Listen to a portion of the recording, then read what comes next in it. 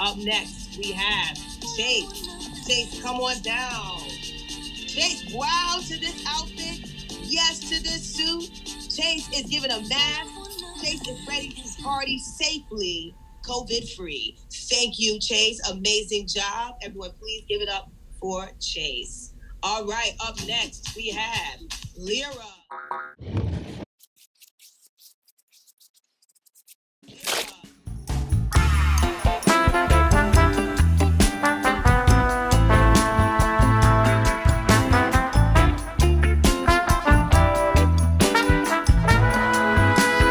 Hey lovelies, I'm back with another video, and this is my first time making a custom piece for someone that is not me or my baby. So I was super excited, also very nervous and scared because I've never made anything for anyone else, and I wanted to look professional. I wanted to look well done, and like this person is not here with me to try it on or anything like that. So I definitely asked for a few pieces that fit him well, and I began to trace out a pattern. So right now I'm tracing out the front of this shirt, and I basically pulled down the seam because the back actually comes over towards the front. So the back of the shirt shoulder seam comes over to the front, and if you have quite a bit of button-up shirts or dress shirts, you will notice that. So right now I'm measuring out how much it came over towards the front, and I'm gonna add that to the pattern. That way it just made things easier for me because, like I said, I've never really done something like this before, so I was just trying to trace it out to the T, so I have no issues. So right here I'm just labeling my pattern. I use one pattern from the front and the back. I realized I find that very easy to do with a top pattern than I do with like pants or anything like that. And then for here I'm just labeling where I'm going to put the snap closure because this fabric that I'm using do not have any stretch, and I'm basically placing my line for the design that we're doing and labeling my pieces again. So if you notice with this front pants piece, I am lining up that front seam with the line that I made, that red line that I made. So I'm just showing you that because again the back comes over towards the front, so we don't need that extra fabric that's coming over from the back to the front for our front pattern, but we do need that for the back pattern. So although we did not trace it for the front, we're going to trace it for the back. So you see I'm now measuring that amount of fabric that I did not trace for the front for the back, and I'm placing it down on my paper close to the line. So whatever measurements I get, I make sure I line it up so everything is accurate, which it was. That is now going to be the line that you see me drafting, like drawing out. I'm going to place my pins on that line instead, and then trace my back pattern piece. Very simple, very easy. It is tedious, like, you know, but it is definitely something that you could accomplish. Now we have our front and back pattern pieces for the pants. So now it's the little small details like the pocket, the button placket, and all of those things that makes the pants what it is. You know, you want some pants with some pockets. So now with that being said, I'm gonna go ahead and mark out the design for the pants pocket. So I basically lined up the pants side seams together on the pattern, and then I made a line going straight across just so it could be even on both sides. And now you see me adding this seam allowance, so I add seam allowance above the line that I marked and below, so that way when I bend the fabric, the pattern paper over, I'll know which seam allowance I'm working with. And I'm gonna go ahead and trace out this sleeve and label it.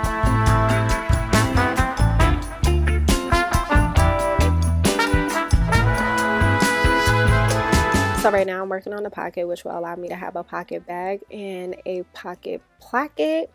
So the pocket placket will be out of the African fabric, and the pocket bag will be out of this black satin. You need 2 pieces of the black satin for the pocket bag and 2 pieces of the pocket placket. So basically I'm now cutting out the opening for my pants and pocket at the same time. I'm only using 1 piece to cut out the opening for the pocket bag, only 1 of those 2 pieces. Cutting out my pieces on my fabric. This black fabric, I believe, is like polyester. It could be a cotton and spandex mix, but it's most likely polyester with a little bit of stretch, not much at all. That's why I needed the button placket for the back of the top. I need 2 of each for the front and the back out of this black fabric, and then like I'm gonna show you a rundown of all my pieces. So I have 2 black pieces, 1 for the front, 1 for the back, and 2 African print pieces, 1 from the front, 1 from the back. The same with the pants, 2 front black pieces, 2 African pieces for the front leg, and the same for the back. So that is that for the back and the front for the pants. Then we have the back pocket piece in the African print, and we have the pocket placket and the pocket bags. And then for the top, we have the sleeves, which added a design element with the African print. We have the pockets, the button placket facing. So we're starting off with the front, placing right size to right size to be facing. And I'm going to go ahead and sew that down. Now we're going to flip that seam allowance to the black side, and then we're going to top stitch the seam down. Now we're going to do the pocket. We want our pocket to be the same size as this pattern piece. So we're going to go ahead and make that happen. I'm now marking out where I want my pocket to lie for when I'm ready to go ahead and sew that. We're going to sew that seam down and sew it to the garment. Now that is sewn, we're going to go ahead and work on the back. Now for the back, we're going to add this button placket. Well, snap placket, because I'm going to use snaps. I watched a tutorial on this. I will definitely link the tutorial below. So I'm not going to really explain what's going on here. I'll just link the tutorial that I used below to help me.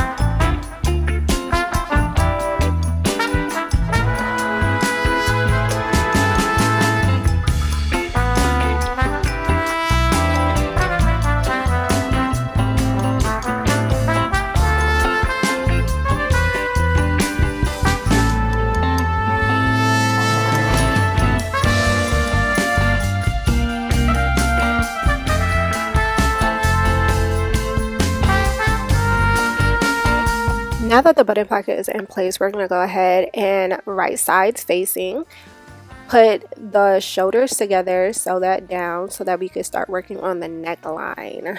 But before we get to the neckline, I just want to make sure it's neat. We're going to top stitch that seam allowance to the back of the top. Now we're going to measure out how wide the neck opening is, and we're going to cut out the exact length, and you pick the width that you want your piece to be. As long as it could fold in half, you are fine. I don't have an exact measurement for this, but I feel like mine was like maybe 3/4 tall. So that means you times 3/4 by 2, and that's the width that you get, and you already measured out your length. The length is the size of the neck hole. Again, all of this information will be in that tutorial that I watched, so I'm just kind of like breezing through this because I will be linking a tutorial that will be explaining all of this way better.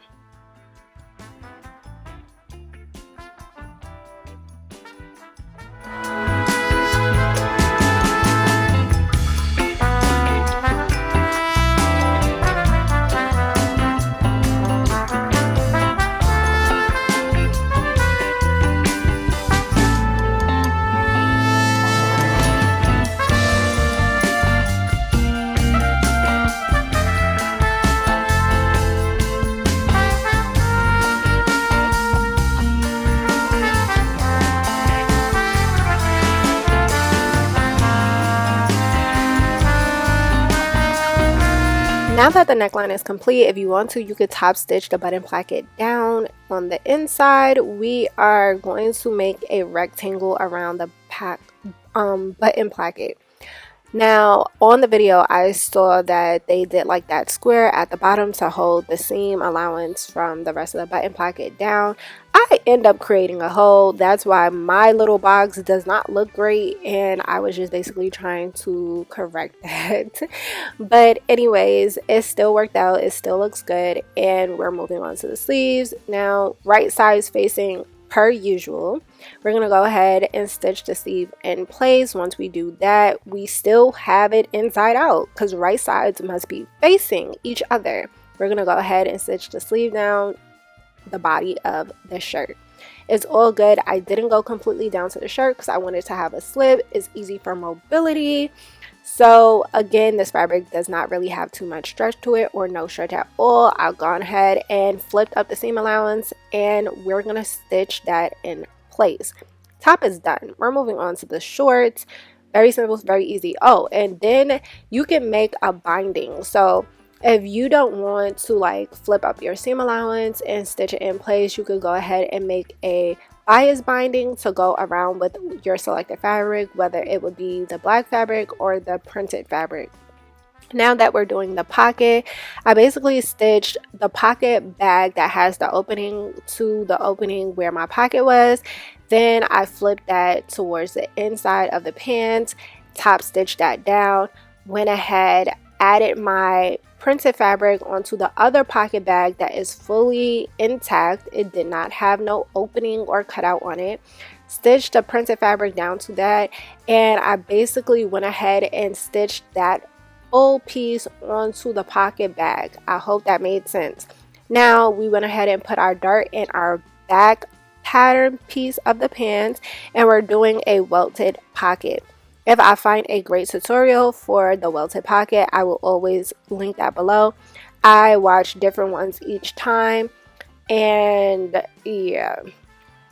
So this is how I do all my welted pockets. Welted, yeah. So I'm definitely going to try to find that tutorial that I watch. I don't really need to watch a tutorial anymore because I've done this so much, so I have no idea where the tutorial that I first initially used. But I'm basically saying that seam allowance that you see hanging, that triangle, we're going to stitch that down to the pocket bag. Specifically to the pocket bag. Once it's stitched, as you can see here, once it's stitched, which right here you can see it is stitched. Hopefully you can see it's black on black, so it's a little hard, but it is stitched in place. We're going to go ahead and top stitch just the bottom. That pocket should not be folded up. We're just stitching the bottom. Now we fold up the bottom of the pocket and we're going to stitch that down. Only the pocket. Do not stitch this pocket to the pants. Lift that pants up out of the way and only stitch the pocket. So now that that is done, we're going to go ahead and finish assembling the rest of the pants. It's very simple, very easy. You match up the sides. You got this. We got this. Now we're going to go ahead and stitch up the crotch portion, that back piece right there. Once that is stitched, as you can see here, we're going to go ahead and do the same for the front. The exact same thing to the front. Once that is complete, we're going to attach right sides facing the front and the back pants together down the side seams. We're going to go ahead and stitch it down the side seams. Once that is finished, we're going to go ahead and tackle the crotch. So we're going to match up the crotch seams to each other. Make sure that them seams is matching in place. The same with the seams for the printed fabric aligning. We want it to be precise and like it's going right around. Next is the waistband. I use some interfacing, and I'm also going to put in some grommets, which I did not show in this video, but you could use an eyelet stitch, you could use a buttonhole stitch, you could use regular eyelets. It depends on what you're going to use to string your fabric through. As you see for the waistband, I only pinned one side, I only snapped one side to the waistband, and I stitched that in place. Now the other side that it was folded, we're going to now fold the seam allowance under. We're going to put the seam allowance from the pants and the waistband tuck that inside. You should not see any seams. You shouldn't see any extra fabric. Everything should be tucked into the waistband as you see. Once you do that, you're going to turn it to the front side and you're going to stitch in the ditch. As you see me showing you, we're going to stitch in the ditch, but we're going to leave an opening. We're not going to stitch right there because we're going to put elastic through as well. So once we stitch in the ditch and everything is sewn, we're going to go ahead and weave our elastic through with a safety pin. So you cut the amount that you think is needed. I basically use the measurement of the pins and then I cut off like 2 inches from the elastic. So I knew that I was going to put like a drawstring in. So whatever the elastic didn't like fit snugly, we're going to zigzag that elastic in place and we're going to sew up the rest of the pants and we're done. So whatever the elastic did not hold in place, the drawstring will. So we're starting off with the top. Yes. Yo, Lovelies, tell me how I did for my first client project. I'm super hyped. You guys do not understand. I was so scared. I did a little mask for him because like I said, it was during COVID time. And I really feel like I did my thing on this, especially them shorts. I feel like I killed it with the shorts. Like I did it A1. I feel like I did it. For my first time doing something like this, I feel like I did it. Let me know how I did in the comments. I really wish that I let this out a long time ago. I'm showing you the inside because I'm just so proud of my craftsmanship on this piece, that it looks neat and nice from the inside to the out. I'm so hyped. And you see I put my little tag in there. My tag label done changed so many times, but nonetheless, like, you see how I did that? Do you see it? Let me know. Like, the inside nice too. Oh, okay. Anyways, lovelies, I'm so proud of this piece. It fits him so well. So thank you, lovelies, for watching. Make sure you like, comment, and subscribe. And until next time, lovelies, stay tuned. I know crochet does very well on this channel, but I love to sew as well. It's so therapeutic. So I hope you like this. Stay tuned for more. I'm going to put out more sewing vlogs, crochet vlogs. I'm just going to be doing a damn thing. Home renovations and all that. So stay tuned. Love you. Later.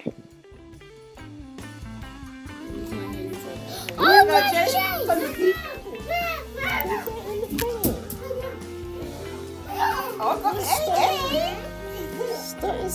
Look at his turn. Get it. Get it.